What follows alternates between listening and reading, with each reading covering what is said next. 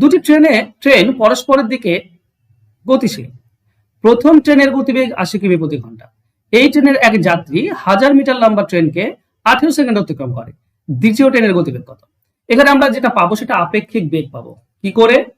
যেহেতু বিপরীত দিক থেকে না, পরস্পরের দিকে গতিশীল, বিপরীত দিক থেকে আসছে, তো আপেক্ষিক গতিবেগ যোগ হয়। একজন 80 তো আর একজন এক্স, তাহলে যোগ করলে আপেক্ষিক গতিবেগ হবে 80 প্লাস এক্স। এইটা হচ্ছে আপেক্ষিক বেগ। এই আপেক্ষিক বেগটা আমরা কি করে পাবো? দেখো, একটা লোককে পার করছে মানে 1000 মিটারই পার করছে, তাই না? তো 1000 মিটার পার করছে কত সেকেন্ডে? 18 সেকেন্ডে। তো 18 দিয়ে ভাগ, এটা 1 সেকেন্ডে পাবো। কিন্তু এটা যেটা পাচ্ছে এটা মিটার প্রতি সেকেন্ড। একে 18/5 দিয়ে যদি গুণ করে দাও তাহলে তুমি কিলোমিটার প্রতি ঘন্টা পাবে। 18 সঙ্গে 18 ক্যান্সেল যাবে, 5-এর সঙ্গে এটা কাটলে তুমি 200 পাবে। তার মানে আপেক্ষিক গতিবেগ হচ্ছে 200 কিলোমিটার প্রতি ঘন্টা। এবার বলো, এটা তো আপেক্ষিক গতিবেগ ছিল, তাহলে এটাই হচ্ছে 200 কিলোমিটার প্রতি ঘন্টা। তাহলে এক্স এর মান কত হবে? 120 কিলোমিটার প্রতি ঘন্টা।